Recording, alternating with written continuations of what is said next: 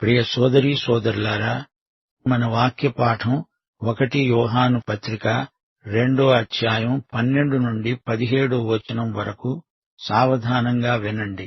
చిన్న పిల్లలారా, ఆయన నామమును బట్టి మీ పాపములు క్షమించబడినవి గనుక మీకు రాస్తున్నాను. తండ్రులారా, మీరు ఆది నుండి ఉన్నవానిని ఎరిగి ఉన్నారు గనుక మీకు రాస్తున్నాను. యువకులారా, మీరు దుష్టుణ్ణి జయించి ఉన్నారు గనుక మీకు రాస్తున్నాను. చిన్న పిల్లలారా, మీరు తండ్రిని ఎరిగి ఉన్నారు గనుక మీకు రాస్తున్నాను. తండ్రులారా, మీరు ఆది నుండి ఉన్నవానిని ఎరిగి ఉన్నారు గనుక మీకు రాస్తున్నాను. యువకులారా, మీరు బలవంతులు, దేవుని వాక్యము మీ యందు నిలుస్తున్నది, మీరు దుష్టుణ్ణి జయించి ఉన్నారు గనుక మీకు రాస్తున్నాను. ఈ లోకమునైనా లోకములో ఉన్న వాటినైనా ప్రేమించకండి. ఎవడైనా లోకమును ప్రేమించిన ఎడల తండ్రి ప్రేమ వానిలో ఉండదు. లోకములో ఉన్నదంతా అనగా శరీరాశ, నేత్రాశ, జీవపు డంబము తండ్రి వలన పుట్టినవి కావు. అవి లోక సంబంధమైనవే. లోకము దాని ఆశ గతించిపోతాయి. గాని దేవుని చిత్తమును జరిగించేవాడు నిరంతరము నిలుస్తాడు. చిన్న పిల్లలారా అంటూ యోహాను సంబోధిస్తున్నాడు. విశ్వాసులందరూ చిన్నపిల్లలే. దీనికి భౌతిక వయస్సుతో నిమిత్తం లేదు. పాపక్షమాపణ అనుభవం ప్రాతిపదికమైనది. యేసుక్రీస్తు రక్తం ఎంతో ప్రశస్తమైనది. ఆయన రక్తమే మన పాపక్షమాపణకు ఆధారం. యేసు నామమును బట్టి మన పాపాలు క్షమించబడినవి. అయితే చాలామంది ఈ శిశుదశలోనే ఉండిపోతారు, ఎదగరు. చిన్న పిల్లలు అంటే గ్రీకు భాషలో టెక్నియా, ఇప్పుడే పుట్టిన శిశువులు. యోహాను తండ్రులను ఉద్దేశించి మాట్లాడుతున్నాడు. యేసుక్రీస్తును ఎంతో కాలము నుండి ఎరిగిన వారు తండ్రులు. వీరికి పరిపక్వత ఉంది, బాగా ఎదిగారు. దావీదురాజు వయోవృద్ధుడైనప్పుడు 23వ కీర్తన రచించాడు. అనేక కష్టాలు నష్టాలు అనుభవించిన దావీదు రాసిన కీర్తన అది. దావీదుకు ఎన్నో సమస్యలు, ఇరుకులు, ఇబ్బందులు. అయితే దేవునితో ఎడతెగని సహవాసం అతనికుంది.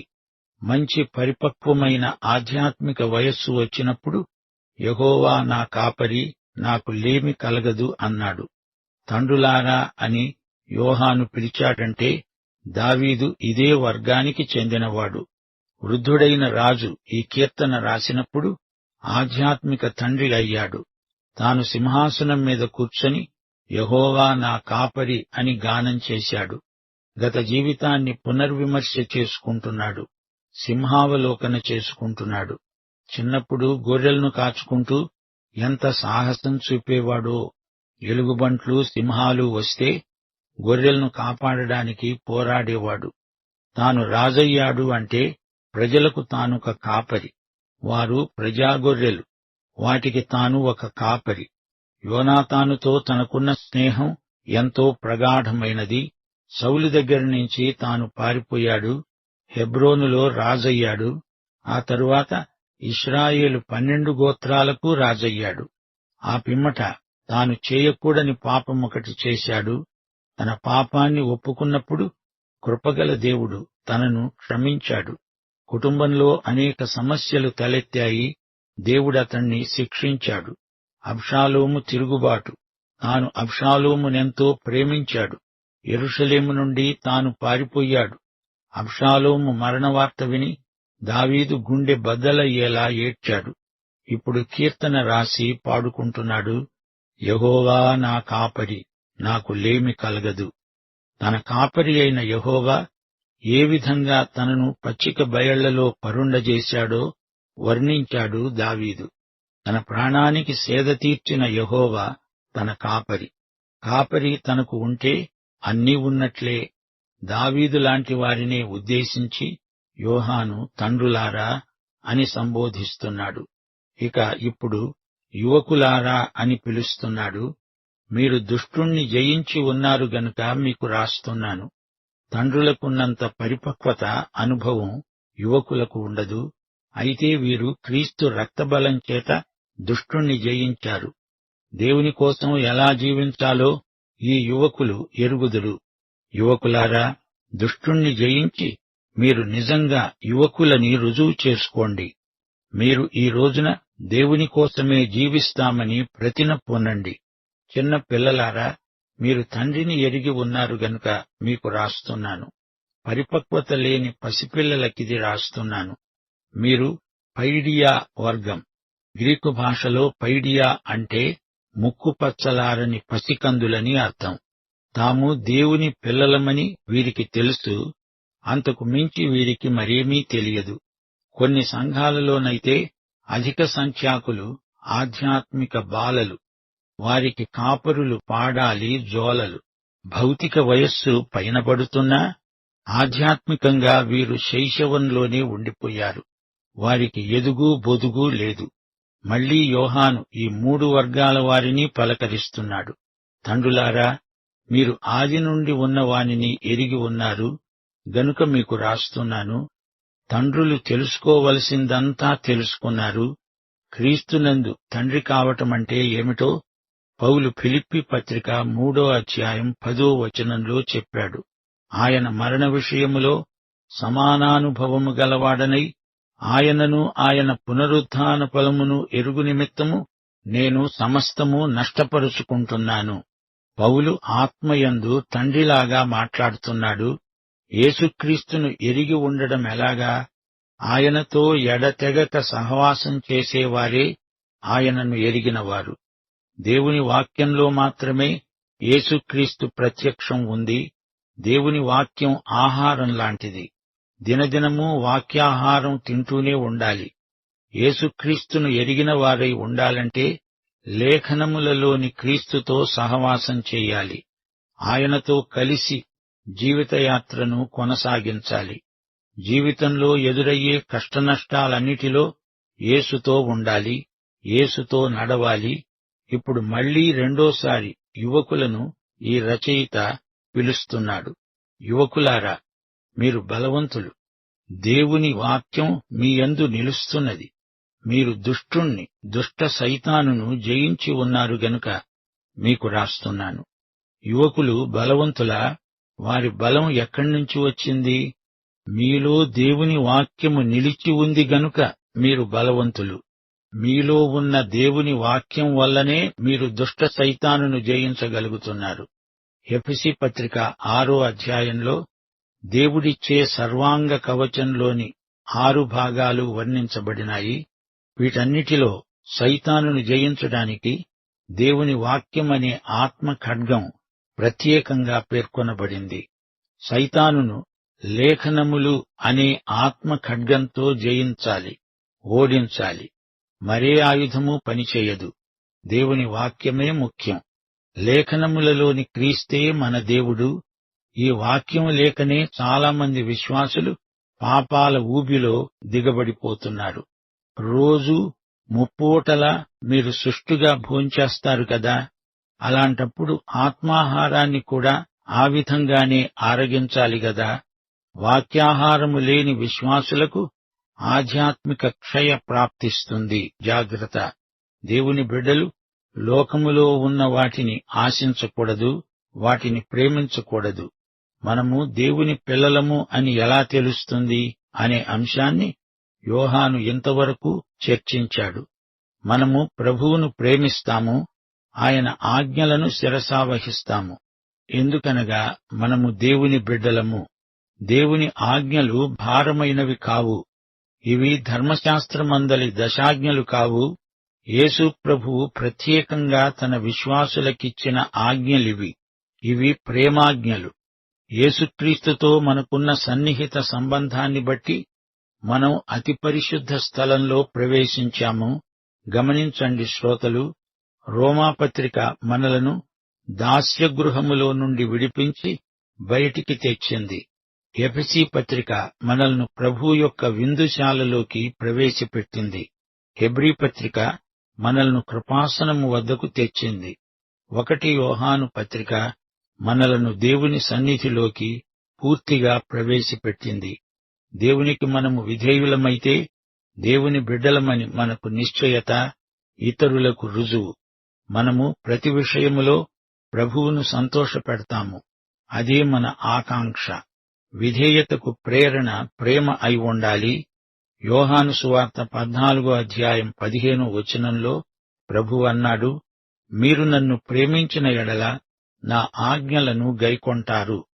యేసు ప్రేమను బట్టి ఆయన ఆజ్ఞలకు విధేయులమవుతాము. అలాగైతే మన కుటుంబ సమస్యలు వెంటనే పరిష్కారమవుతాయి. మన హృదయంలో నిశ్చయత ఏర్పడుతుంది. క్రైస్తవం అంటే ప్రేమ ఉద్యమం, ప్రేమ సంబంధాలు. రక్షణ అంటే యేసుక్రీస్తుతో ప్రేమ వ్యవహారం. 1 యోహాను 4:19 ఆయనే మనలను ప్రేమించాడు గనుక మనము ఆయనను ప్రేమిస్తున్నాము. లోకమును అందులో ఉన్న వాటిని ప్రేమించకండి. లోకము అంటే యోహాను ఉద్దేశం సృష్టి కాదు. సృష్టికే అందులో ఏం చెడుగుంది అంటారా? అవును, సృష్టి అందమైనది. భౌతిక సృష్టిలో ఋతువులు, వసంతకాలపు వాతావరణం, పువ్వులు, రంగురంగుల ప్రకృతి శోభ, అది కాదు యోహాను చెప్తున్నది. ఈ సృష్టిని ద్వేషించండని యోహాను చెప్పటం లేదు. సృష్టిలోని అందాన్ని తనివితీరా చూచి ప్రభువును స్తుతించండి. యోహాను లోకమును ప్రేమించవద్దు అన్నప్పుడు అతడు ప్రయోగించిన పదం కాస్మోస్, అనగా ఈ లోక పద్ధతులు, సైతాను నిర్వహించే లోక విధానాలు, లోక ప్రవృత్తి, దేవునికి వ్యతిరేకంగా సైతాను చేస్తున్నదంతా లోకములోనిదే. లోకములో ప్రవర్తిల్లే దేవ విరోధ విధానాలను మనం ప్రేమించకూడదు. ఈ లోకాధిపతి సైతాను. యోహాను సువార్త 14:30 ప్రభువు అన్నాడు, ఈ లోకాధికారి వస్తున్నాడు, నాతో వానికి సంబంధమేదీ లేదు. ఈ లోకమంతా సైతాను గుప్పిట్లో ఉంది. లోకంలోని సైతానీయ విధానాలను మనం ప్రేమించకూడదు. యోహాను సువార్త 16:11 లోకులు నాయందు విశ్వాసముంచలేదు గనుక పాపమును గూర్చి నేను తండ్రి వద్దకు వెళ్ళుట వలన మీరు ఇక నన్ను చూడరు గనుక నీతిని గూర్చి ఈ లోకాధికారి తీర్పు పొంది ఉన్నాడు గనుక తీర్పును గురించి ఒప్పుకొనజేస్తాడు. ఈ లోకంలో సైతానీయమైన విధానాలే అమలులో ఉన్నాయి. ఎఫెసీ పత్రిక 1:4 ఈ లోకపు పునాదిని గురించి పౌలు మాట్లాడాడు. జగత్తు పునాది వేయబడకముందే ప్రేమ చేత ఆయన క్రీస్తులో మనలను ఏర్పరచుకున్నాడు. జగత్తు అంటే భౌతికమైన ఈ లోకం. అయితే ఎఫెసీ పత్రిక 2:2 తిరిగి లోకాన్ని గురించి మాట్లాడుతూ పౌలు అన్నాడు, వాయుమండల సంబంధమైన అధిపతిని, అనగా అవిధేయులైన వారిని ఇప్పుడు ప్రేరేపించే శక్తికి అధిపతిని అనుసరించి ఈ ప్రపంచ ధర్మము చొప్పున మీరు నడుచుకున్నారు. ఈ ప్రపంచ ధర్మమంటే ఏమిటి? దురాశ, స్వార్థం, కక్షలు, కావేశాలు, మోసం, శరీరాశలు, అబద్ధాలు, దౌర్జన్యాలు. ఇదే ప్రపంచ ధర్మం. దీనిని మనం ప్రేమించకూడదు అంటున్నాడు యోహాను. ఇది నిర్దేవ లోకం, దేవునికి తిరుగుబాటు చేసే లోకం. మన సమకాలీన సంస్కృతి, సభ్యత, నాగరికత అంతా దేవునికి ప్రతికూలమే. దేవుని బిడ్డలు వాటిని ప్రేమించకూడదు. మనము లోకములో ఉన్నాము గాని లోక సంబంధులము కాము. మనలో అనేకులు వృత్తిరీత్యా వ్యాపారం చేసేవారున్నారు. కొందరేమో ఆయా ఉద్యోగాలలో ఉన్నారు. సాంఘిక సేవ చేసేవారు కూడా ఉన్నారు. కాని మనం లోక సంబంధులమై లోక మర్యాదలను పాటించకూడదు. ఈ లోకాన్ని, దాని విధానాలను, వినోదాలను మనం మనస్కరించకూడదు. లోకాధికారికి నమస్కరించకూడదు. దేవునికి మాత్రమే మనము విధేయులమవ్వాలి.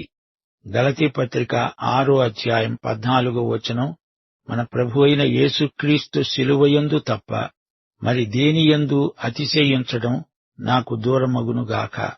దానివలన నాకు లోకము, లోకమునకు నేను శిలువ వేయబడి ఉన్నాము. అనగా నాకు ఈ లోక విధానాలకు మధ్య శిలువ ఉంది. ఈ రెండిటికి, శిలువకు లోకానికి నేను కావాలి. నేను దేవుని బిడ్డను. నేను ఆయనకు విధేయుణ్ణి. క్రీస్తు శిలువయందే నేను అతిశయిస్తాను. ఈ లోకం క్రీస్తు శిలువను తిరస్కరించడం జరుగుతోంది. లోకానికి నేను లేను, నాకు లోకము లేదు. 2 పేతురు 2:20 ఇదే మాట అంటోంది. క్రీస్తు విషయమైన అనుభవ జ్ఞానము చేత ఈ లోక మాలిన్యములను తప్పించుకోవాలి. ఈ లోకమంతా మాలిన్యమే, కాలుష్యమే. వాయు కాలుష్యం, జల కాలుష్యం, మానసిక కాలుష్యం. మానవుని ఆత్మకు ఈ కాలుష్యం అంటితే అది నరకమే. ఎవడైనా లోకమును ప్రేమించిన ఎడల తండ్రి ప్రేమ వానిలో ఉండదు. వారమంతా సైతాను గుంపుతో తిరిగి ఆదివారం విశ్వాసుల గుంపులోకి వస్తానంటే కుదరదు. నీవు అంతరంగమందు దేవునికి నిత్యత్వపు దూరంలో ఉండిపోతావు. రోమాపత్రిక 7వ క్రైస్తవుని అంతర్గత పోరాటం చిత్రించబడింది. నా శరీరమందు మంచిది ఏదీ నివసించదు. నూతన స్వభావమందు నూతన శక్తి ఉంది. నేను చేయగోరనివి చేస్తున్నాను. కొత్త స్వభావం చేయగోరేదాన్ని పాత స్వభావం అడ్డగిస్తుంది. పాత స్వభావం చెయ్యలేదు, కొత్త స్వభావాన్ని చెయ్యనియ్యదు. ఈ లోకంలో మనమున్నంత కాలము అంతర్గతమైన ఈ పోరు, ఈ సంఘర్షణ తప్పదు. పాత స్వభావం ఈ లోకం వైపే మొగ్గు చూపుతుంది. ఈ లోకంలో మనమున్నాము. ఈ లోక ప్రభావం మనలను జయించకుండా కొత్త స్వభావాన్ని మనము బలపరుచుకోవాలి. ఈ లోకములోని ప్రవృత్తులు 3. ఇవి మనలను ఎదుర్కొనే శోధనలు. సైతాను హవ్వను ఈ 3 విధానాలను ప్రయోగించి శోధించాడు. ఆదికాండం 3:6. అలాగే మత్తయి సువార్త 4:1-11 వరకు. సైతాను ఈ 3 రంగాలలో యేసును శోధించాడు. 1 శరీరాశ, 2 నేత్రాశ, 3 జీవపు డంబం. గమనించండి, హవ్వ చెట్టు పండును చూచి ఆహారానికది బాగుంది అనుకుంది. ఆకలి అయినప్పుడు సైతాను నీ చేత దాన్ని తినిపించాలని చూస్తాడు. శరీరాశలలో తిండిబోత్తనం 1. శరీరం వీటి చేత ఆకర్షించబడుతోంది. యేసు ప్రభువు 40 రోజులు ఉపవాసముండి ఆకలిగొన్నాడు. శోధకుడు వచ్చి అన్నాడు, నీవు దేవుని కుమారుడవైతే ఈ రాళ్లన్నీ రొట్టెలైపోయేటట్లు ఆజ్ఞాపించు. యేసు ప్రభువు కావాలనుకుంటే అది చెయ్యగలడు. ఆయన దేవుని కుమారుడుగా ఏదైనా చేయగలడు. ఆయనకు ఆ అధికారముంది, శక్తి ఉంది. కాని ఆయన అలా చేయలేదు. శరీరాశ విషయంలో అది దేవుడు పెట్టిన పరీక్ష. మనకు శోధనలు వస్తాయి. శోధించబడడం పాపం కాదు, గాని శోధనకు లొంగటం పాపం. శోధన అంటే పరీక్ష. లైంగికంగా, నైతికంగా, ఆధ్యాత్మికంగా, శారీరకంగా, మానసికంగా శోధనలను జయించిన వారే ధన్యులు. శరీరాశలను, శరీర శోధనలను జయించాలి. ఇక 2 నేత్రాశ. ఆ చెట్టు పండు కనుల పండుగ అనిపించింది హవ్వకు. యేసు ప్రభువుకు లోకరాజ్యములను, వాటి మహిమను చూపించాడు సైతాను. కంటితో చూచి శోధనలో పడిపోకూడదు. నేత్రాశకు లొంగకూడదు. సైతాను పక్షంగా ఈ లోకాన్ని ఏలడానికి అంత్యక్రీస్తు వస్తాడు. లోకపు ఆకర్షణలకు నీ కన్ను భ్రమ చెందకుండా చూసుకోవాలి. ఇక 3 జీవపు డంబం. ఆ పండు తింటే మహాజ్ఞానమబ్బుతుందని హవ్వ ఆశించింది. జాతి మత కుల గర్వం జీవపు డంబమే. విశ్వాసులలో ఆధ్యాత్మిక గర్వం చాలా చెడ్డది. సైతాను యేసును దేవాలయ శిఖరం మీదికి ఎక్కించాడు. కిందికి దూకు, ప్రజలు నీ అద్భుత కార్యాన్ని చూచి అనేకులు నిన్ను వెంబడిస్తారు అన్నాడు. అలాంటి చౌకబారు అద్భుతాలు ప్రభువు చెయ్యడు. ఈ లోకం, దాని ఆశ గతించేవే. దేవుని చిత్తమెరిగి దాన్ని జరిగించేవాడే నిరంతరము నిలిచి ఉంటాడు. పాఠం సమాప్తం. మన ప్రభువు రక్షకుడు అయిన యేసుక్రీస్తు వారి దివ్యకృప, తండ్రి అయిన దేవుని అపార ప్రేమ, పరిశుద్ధ